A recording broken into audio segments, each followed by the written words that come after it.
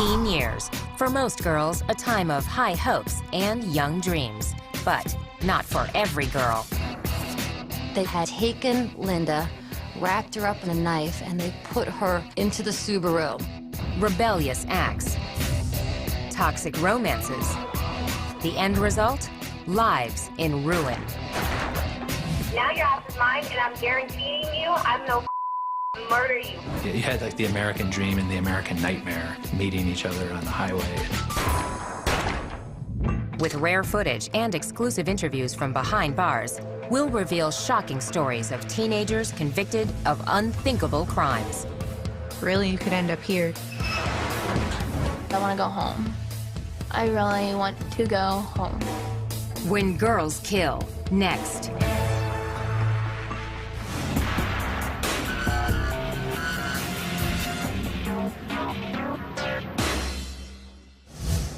In many ways, these two Florida teenagers had a lot in common. They were from the same neighborhood and both had everything to live for.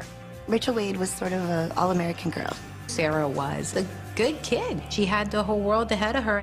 But 19-year-old Rachel Wade and 18-year-old Sarah Ludman wanted the same boy, and their love triangle spiraled out of control. Now your ass is mine, and I'm guaranteeing you I'm no murder you. I'm letting you know that now. In an exclusive interview, Rachel Wade relives the shocking outcome. I wish we could go back and instead of going against each other, maybe sitting down and talking through and just understanding that we didn't need him. Rachel Wade grew up an average kid from a stable family. Rachel was actually a fun, loving child, very happy-go-lucky. I was very active in school, did whatever I could, whatever clubs I could join. Like a lot of little girls, Rachel rebelled when she hit her teens. As soon as I got to about 15 or so, I started kind of veering off in the wrong direction. Rachel dropped out of school, ignored her curfew, and fought with her parents. Boys became her biggest interest, and she was chasing different boys. I don't think they were always the best boys to be with. We went through some tough times with her. But as she turned 18, Rachel earned her GED and landed a job as a waitress. She moved out of her parents' home and began to find herself. And I kind of went on my own path. Rachel was fun, loud, girly, you know, sassy. She was a very independent woman, very strong-willed, kind of took the bull by the horns and took control of her own life. In the summer of 2008, Rachel ran into a boy she had known since childhood. 19-year-old Josh Camacho was not a grade school kid anymore. He was a player. He definitely had this bad boy image. He was all tatted up. He had pictures of himself, you know, with guns and pit bulls and smoking weed, and just had this whole rap star persona. He wasn't what he was portraying himself to be. I just saw a whole nother side of him when we were alone. It was really good at first. About a month or two after we started dating, I started getting phone calls. According to Rachel, the angry calls came from 18-year-old Sarah Ludman, who started dating Josh around the same time. This was her first boyfriend, her first true love. And she went into it with innocent eyes. In court records, Josh characterized his relationship with both Sarah and Rachel as friends with benefits. But by the summer of 2008, the rivalry between the two girls was heating up. She decided that she was going to come to my job, made me spill some drinks. They followed me and my roommate home and tried to run us off the road, and it kind of just kept getting worse after that night. According to court documents, Rachel retaliated with threatening texts and insulting messages on social media sites and voicemails with explicit, often frightening warnings. Seriously, I told you to watch back and not kill with him. Now your ass is mine, and I'm guaranteeing you I'm no murder you. I'm letting you know that now, because you know what? Josh might have played me, but bitch, I'm gonna play your ass out too. Watch. It just got really acrimonious. Sarah was so upset by those messages. That's, you know, what both of the girls had in their heads. Well, Josh wasn't the problem, it was the other girl. Court papers state by April 14th, 2009, the situation hit the boiling point. That morning at school, Sarah had been crying to her friends, and she was completely despondent to the point that her friends were like, you need to break up with him, you need to dump that guy. Later that evening, Rachel claimed Sarah showed up at her apartment. I heard her outside beeping her horn to let me know that she was out there. I was home alone, so I wanted to leave. On her way to the door, Rachel made a fateful decision. When I went to walk out of my house, I grabbed the knife off the kitchen counter. She made a tragic mistake of picking up a steak knife, just a usual kitchen steak knife, and she put it in her purse for protection. Rachel decided to go to a friend's house. Sarah met up with Josh. They were watching movies and hanging out at his sister's house, but he kept texting with Rachel. Josh later told police that he actually was telling Rachel to go back to her own house. Meanwhile, it was getting late and Sarah was out past her curfew. Sarah was supposed to be home at 11 o'clock. She was getting ready to go home. Sarah got into her van and planned to drop off Josh's sister and another girl at a local restaurant on her way home. As they drove, Sarah was flagged down by a car going in the opposite direction. The driver was a friend of Sarah's. She said, "Oh my gosh, you know, Rachel is right up the street." In a matter of minutes, things started to explode. Sarah raced up the street. According to court documents, Rachel was sitting on the hood of her car smoking a cigarette when Sarah's van suddenly appeared. She pulled up about 5 feet in front of my car. What they didn't know is that Rachel had a knife. Coming up, you won't believe how this feud came to a bloody end. I grabbed the knife, and she approached me anyways.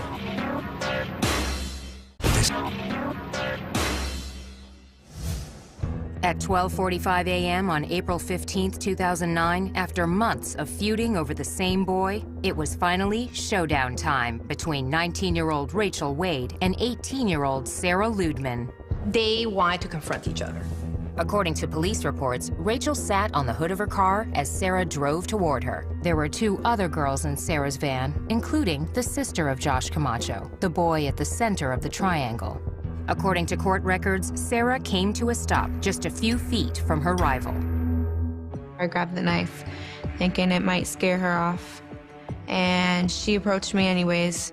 In court documents, witnesses disagree about who started the fight, but everyone recalls it was over quickly. They fought in the middle of the street for no more than 5 seconds. It was pulling hair, next thing you know, it stops. She hit me 3 or 4 times. I started swinging back. And the next thing I remember, she let go of me and turned around and walked back to her van. Sarah yelled out to her friends. Sarah was screaming for them to get back in the car so they could leave. I just saw blood on the knife. I didn't physically remember stabbing her. I didn't see where she was stabbed. Sarah managed to get to the van and grab her phone. Police reports state that she called Josh Camacho. She said it hurts. At that point, the line fell. She lost consciousness. She ended up lying in the middle of the road. Shocked witnesses dialed 911. Rachel! She stabbed her. Okay, where on the body is the patient stabbed? In the chest. She's trying to breathe.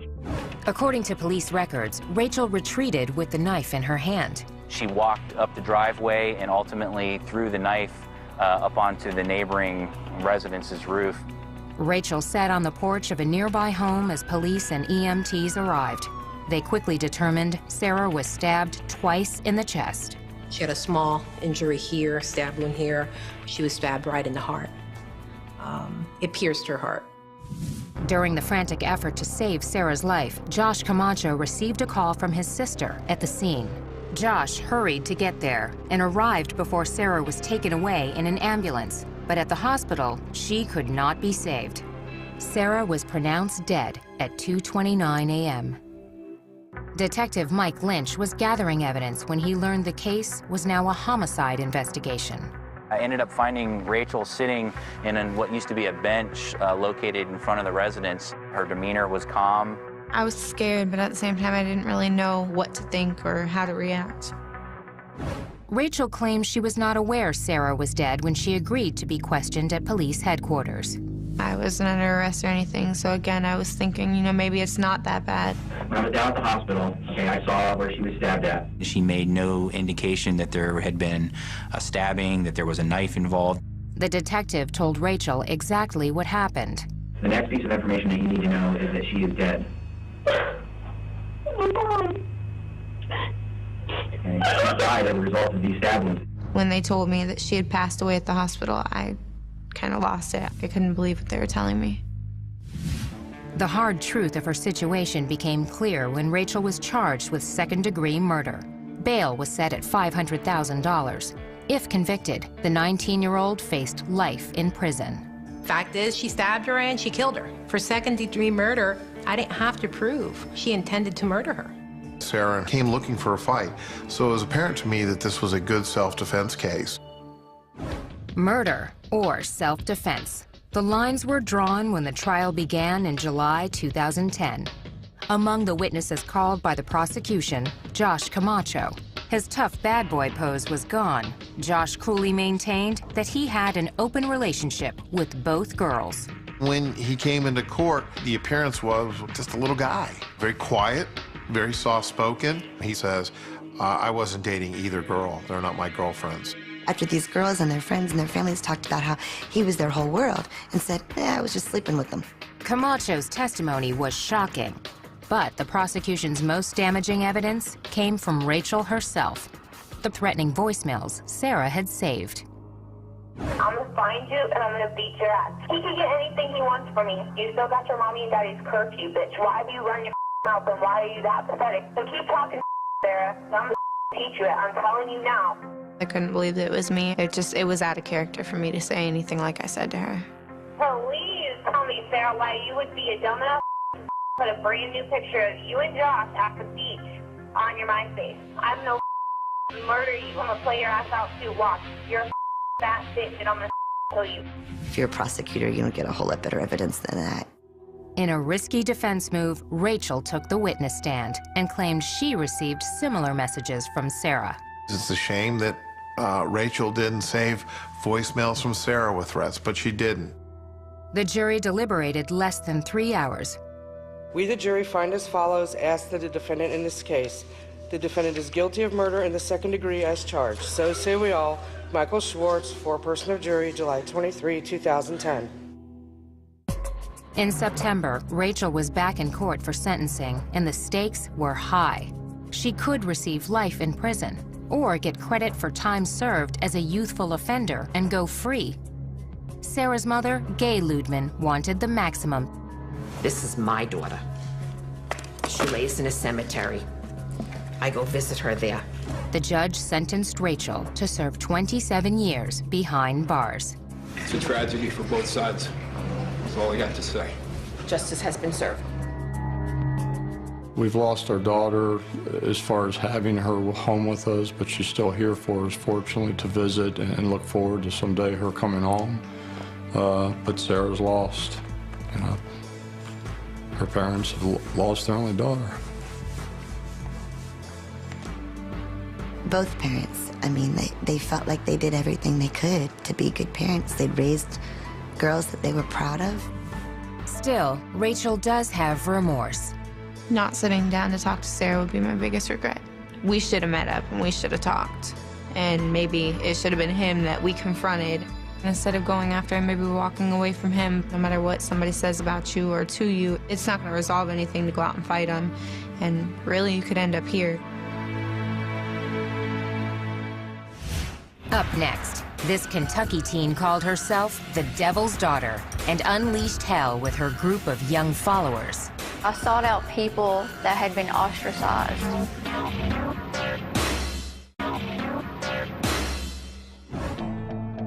April 1997, springtime in rural Tennessee. Vidar Lilylid, his wife Delphina, and their 2 young children were returning home from a religious convention. They decided to go have a picnic with the kids and stop at the Bayleton Rest exit. This ordinary detour would lead to a violent and horrifying crime. This one was certainly the most tragic thing I've witnessed. Surprisingly, most of the suspects were just teenagers. Their alleged ringleader was a charismatic 18-year-old girl who seemed fascinated with satanic rituals. They were into self-mutilation. They would cut themselves and they would drink each other's blood. Most of their guidance came from Natasha. Natasha Wallen was born in January of 1979 in a poor section of eastern Kentucky's coal mining country. Natasha had what you would have to call a really troubled childhood. Her mother had a history of troubled relationships. When Natasha was just 5 years old, she made an upsetting discovery. She had a stepfather, and she thought that was her real dad, and she found out that another man in the town was her real dad. shock to her. I got betrayed, and once you're betrayed, you've always got that wondering if somebody's going to betray you again. Dr. Helen Smith, a forensic psychologist and filmmaker, interviewed both Natasha and her mother, Madonna Wallen, for her documentary, 6. Natasha, she grew up, got aggressive towards her mother. Her mother also had emotional problems, as well as Natasha. According to court documents, the feuding escalated when Natasha was 14. She was arrested for assaulting her mother and threatening her with a knife. Soon after her mother agreed to dismiss the charges, Natasha attempted suicide by slashing her wrists. She was hospitalized at a Kentucky psychiatric facility. They told me said that she needed to stay longer. She was still a troubled child, but you know, I couldn't afford to keep her in the hospital. They paid for 11 days and that was it. Court records state that Natasha was diagnosed as manic depressive and bipolar. She was prescribed Haldol, an antipsychotic drug, but she didn't take her medication. Load them up with pills. That's the answer to everything. Medicate. Court documents state that she did use illegal drugs like cocaine and heroin. Natasha developed a dark fantasy life. According to police, the teenager often signed her name backward as Satan, and she attracted other teenage outcasts. I sought out people that had been ostracized, you know, for one reason or another, from the same people that were condemning me. In her mid-teens, Natasha found love. She was married to a guy named Stephen Cornett, and they got married on her 17th birthday. They had this very sort of elaborate Gothic wedding where everybody was dressed in black. But after a few months, the marriage ended abruptly. But she did keep his last name. Alone, Natasha spent more time with her friends, which included 20-year-old Joe Reisner, 19-year-old Dean Mullins, Crystal Sturgill, who was 18, 17-year-old Karen Howell, and 14-year-old Jason Bryant. According to the Chicago Tribune, on Friday, April 4th, 1997, the group rented a room at a motel in Pikeville, Kentucky. But this was no typical high school party. It was a satanic ritual type situation. There was cutting, there was drinking blood. It was just like something crazy. I don't know, maybe a way of bonding. A story in the Knoxville News-Sentinel reported that 2 days later, Natasha and friends piled into a small hatchback. They headed south toward New Orleans, armed with a 9mm Smith & Wesson handgun and a .25 caliber semi-automatic pistol. On the afternoon of April 6th, Vidar and Delphina Lillylid and their 2 kids were driving back home to Knoxville after attending a Jehovah's Witness conference in Johnson City. The Lillylid family stopped at this rest area to use the bathroom and to have a little picnic, let the kids run around a little bit.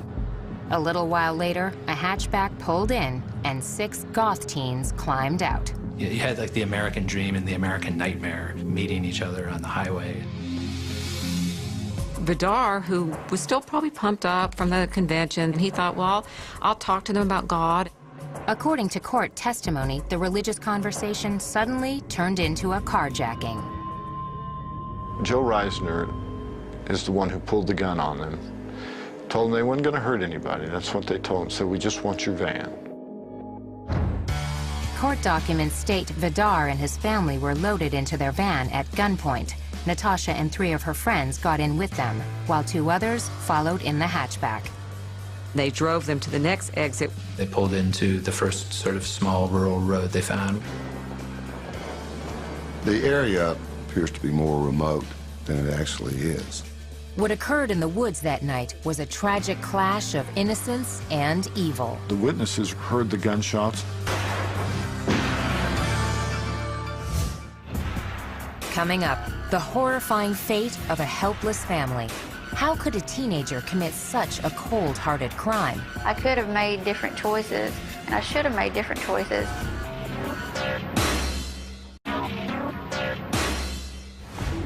About 8:30 on the night of April 6, 1997, Natasha Cornett and her group of teen outcasts were speeding through Tennessee in a stolen van. Just a few miles away, sheriffs in Greene County responded to a reported disturbance.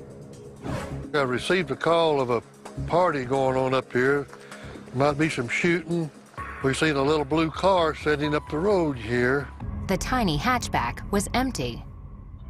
I looked out my window and I seen 4 bodies laying over here.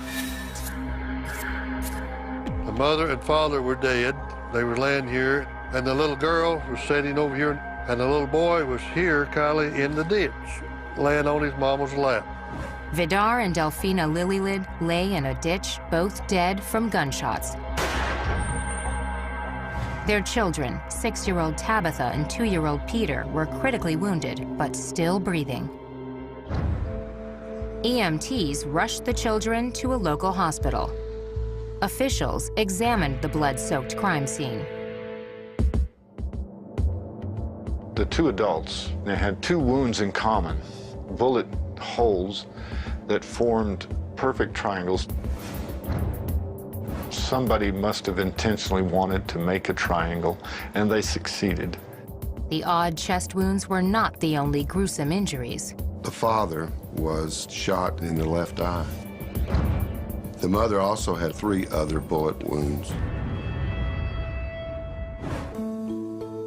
The next day, Tabitha died in the hospital. 2-year-old Peter still clung to life with gunshot wounds to his chest and right eye. Although the suspects stripped the license plates and contents from the hatchback at the crime scene, they overlooked one clue that led detectives to Kentucky. They left a receipt from Pikeville, and that receipt let the police pretty quickly identify the car, and then they knew who they were looking for. Police launched a nationwide manhunt while Natasha and her friends headed south in the Lilylids van. They felt like they needed to get out of the country. I mean, they had just murdered people. 2 days after the shootings, Natasha and the 5 other young fugitives arrived at the Mexican border near Douglas, Arizona. They were allowed to cross. They had made their way safely into Mexico. According to court testimony, sometime after entering the country, the teens encountered Mexican police. After finding a knife in the van, officers ordered the group back to the border. There was an all-points bulletin out for them. But the computers hadn't worked all day. As they approached the border crossing, the system came back online. They had the bad luck being the first car to come through that border crossing station there when the computer came back up. And they were all arrested on the spot. Police reports state the suspects had in their possession Social Security cards and other property belonging to the murder victims. They also had 2 handguns. We, of course, went to Arizona and followed up on all that and found the guns, and they were ballistically matched to the shell casings recovered at the scene and bullets recovered from the bodies. Natasha and the rest of the group were transported back to Tennessee to face formal charges. While in custody, Natasha granted an interview to newsstand tabloid The Weekly World News. Cornett boasted she was Satan's daughter. She said that she believed in ritual murder. Natasha always said afterward that she only gave that interview because that's what this lawyer told her to do, that somehow it was going to help her case to appear insane. Soon after the interview was published, Natasha changed lawyers. Cornett and her 5 co-defendants were each charged with 3 counts of first-degree murder and 1 count of attempted murder. Prosecutors hoped to seek the death penalty, but several defendants claimed that the sole shooter was their youngest accomplice, 14-year-old Jason Bryant. This presented a crucial problem. In Tennessee, juveniles cannot receive the death penalty. With the death penalty ruled out for one prime suspect, prosecutors changed their strategy. We dropped the request for a death penalty.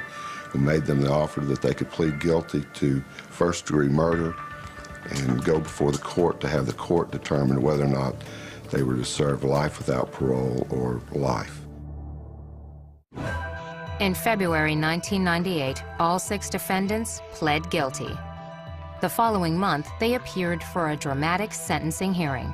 4 of the accused addressed the court. Natasha testified she was no longer the leader after the group left Kentucky. Cornett even maintained she tried to stop the shooting of the Lillylid family.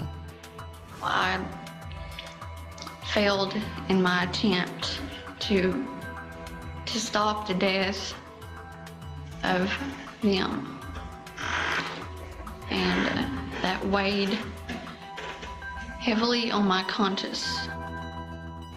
The judge ruled Natasha was, quote, not necessarily a ringleader for the killings, but she was the instigator and the orchestrator of the trip and the things that led to the death of the Lillylids.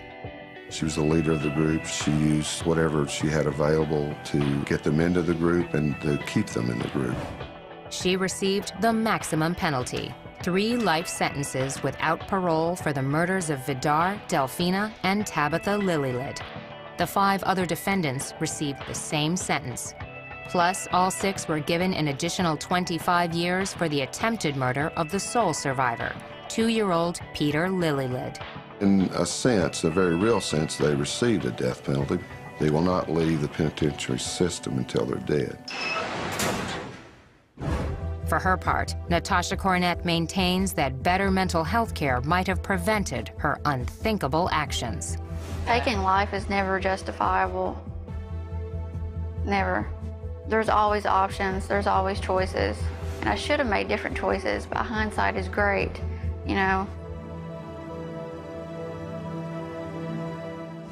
Next, she was the new kid in town, on her own and looking for friends.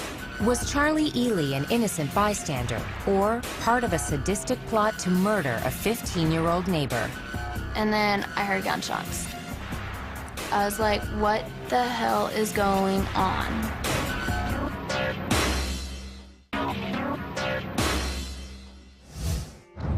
Most of her life, Charlie Ely was a good girl with very bad luck.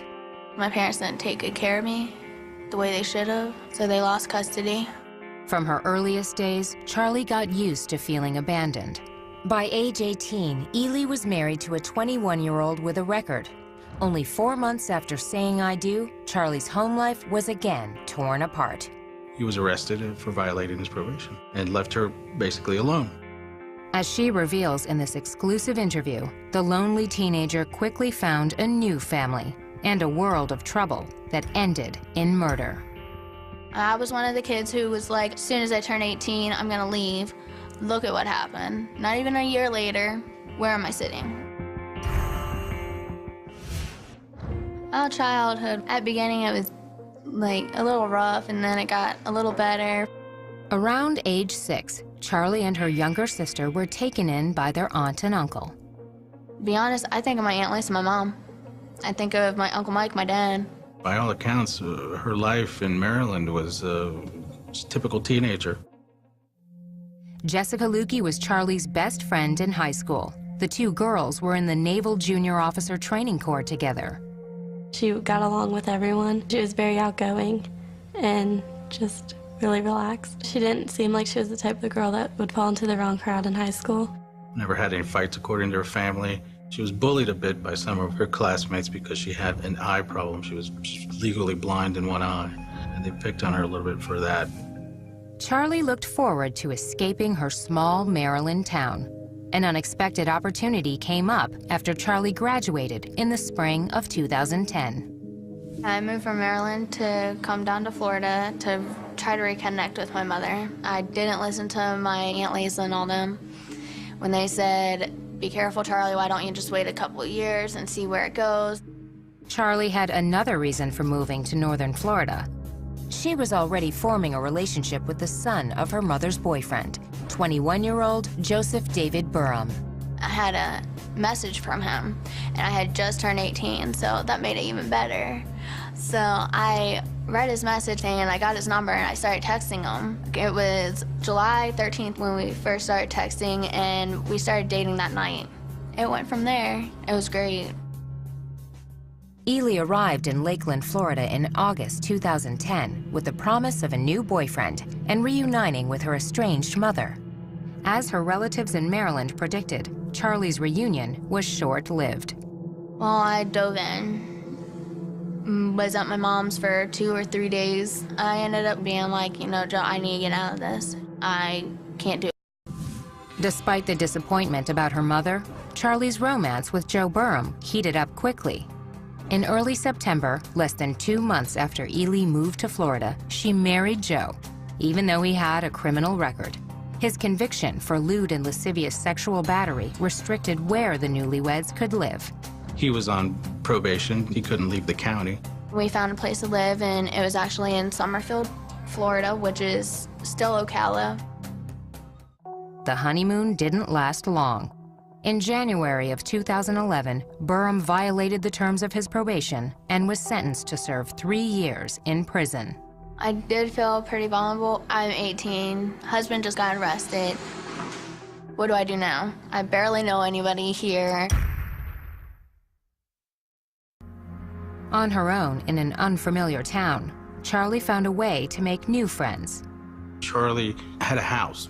These other kids were able to get away from their parents and sort of hang out all together without any rules, really. They just did whatever they wanted to. Charlie's home became a hangout for a tight group of local kids, including 20-year-old Justin Soto and 19-year-old Michael Bargo. My husband had told me not to hang out with Michael Bargo or Justin Soto. I didn't listen to him.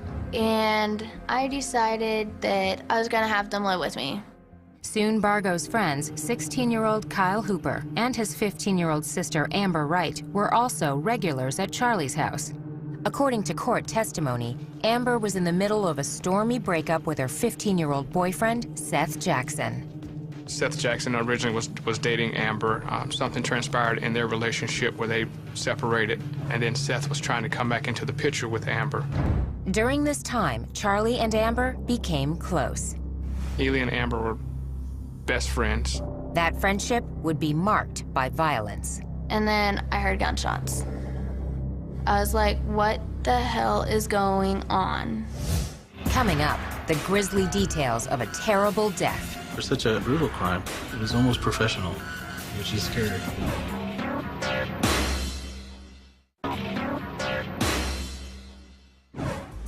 "19-year-old Charlie Ely's reunion with her estranged mother fizzled, and her husband was locked up on a parole violation. On her own, in a new town, Charlie invited a group of teens into her home. Ely's new best friend, 15-year-old Amber Wright, had just broken up with her boyfriend, 15-year-old Seth Jackson. All I knew was he was an ex of Amber's. Period, end of story. According to police reports, on the night of April 17, 2011, Charlie helped lure Seth to her house. Charlie had told us that when he arrived at the house that she actually opened the door for him. I was like, hey, what's up? What do you need? He's like, oh, I want to talk to Amber. I was like, okay, come on in. Seth had no idea what he was in for. I wish I could have done something, but I couldn't. According to court records, Seth tried to run out of the house. A neighbor reported seeing 3 male figures chase him and drag him back inside. Although the crime happened in her home, Charlie told police she had nothing to do with it. I was like, holy cow. I ran into my room. I didn't know what to do. I heard a few gunshots, door slamming.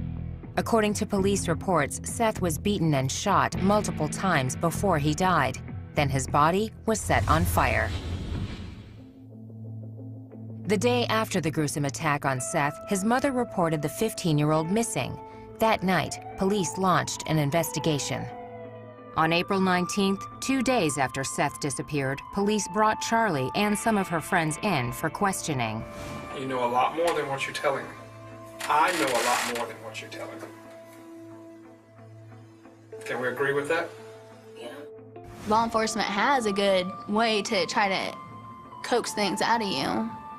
Let's just put it that way. I didn't trick her in any way for her to tell me the truth.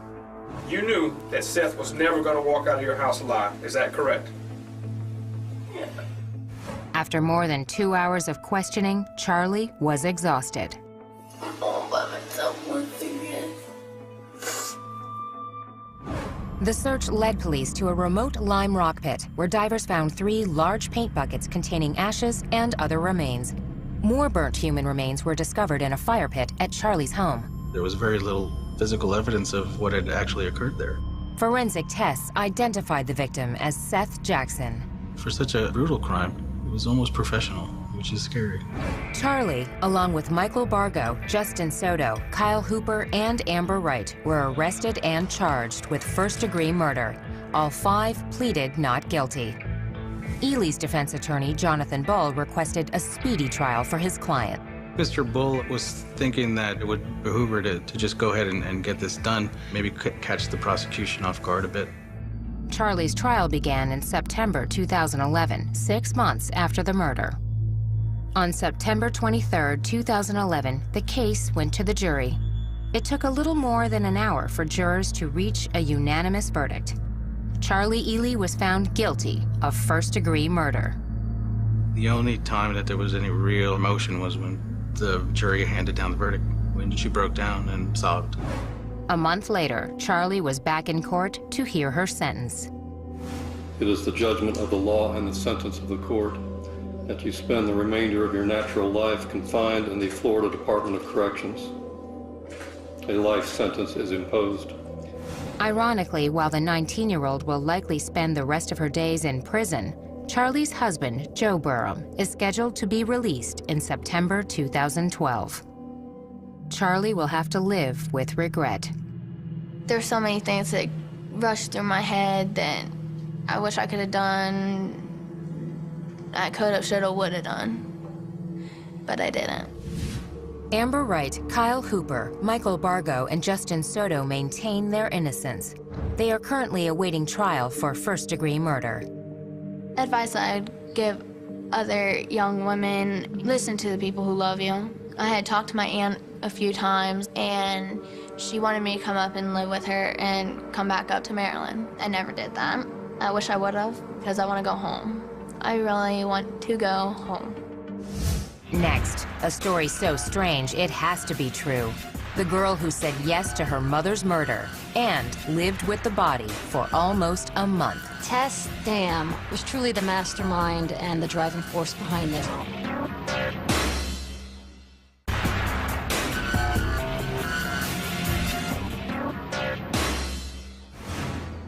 On a cold winter night in February 2007, police in Lafayette, Colorado answered an anonymous call. Officers received the tip that Linda Dam had been murdered. At the home of 52-year-old Linda Dam, police say they found her 15-year-old daughter Tess and Tess's boyfriend, 17-year-old Brian Grove. As more officers arrived, they began to try and develop more information about Linda Dam. Was she safe? Was she still alive? The bizarre answer would generate shocking national headlines. As a child, Tess Dam faced major challenges. Tess Dam grew up without a father. Her father and mother split when she was 2. Linda was very clearly addicted to alcohol, very severely alcoholic. But by all accounts, Tess and her mother enjoyed a close relationship. In 2004, when Tess was 13, she joined a basketball team at the local rec center. Eddie Anderson was the coach.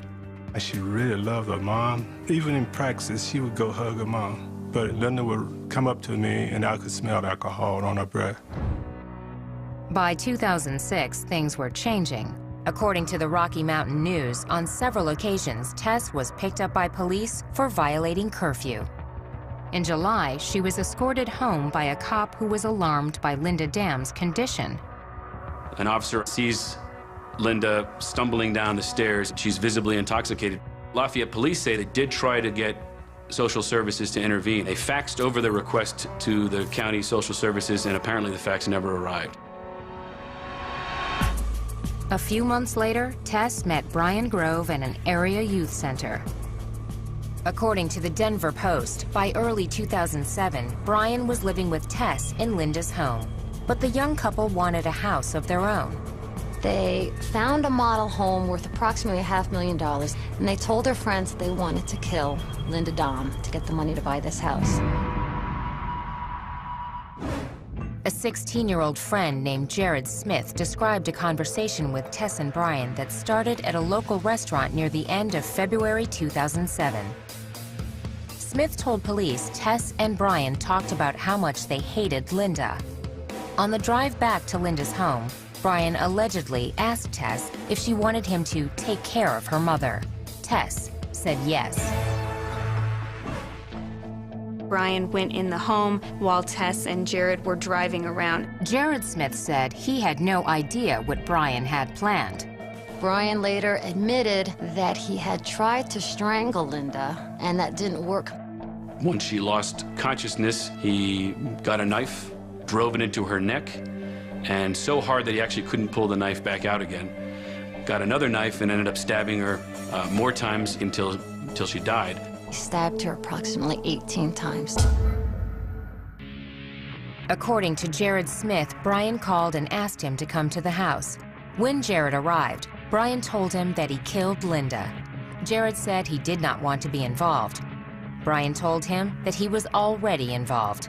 Smith claimed he closed his eyes while he helped Brian move Linda's body. They had taken Linda, wrapped her up in a knife, and they put her into the Subaru.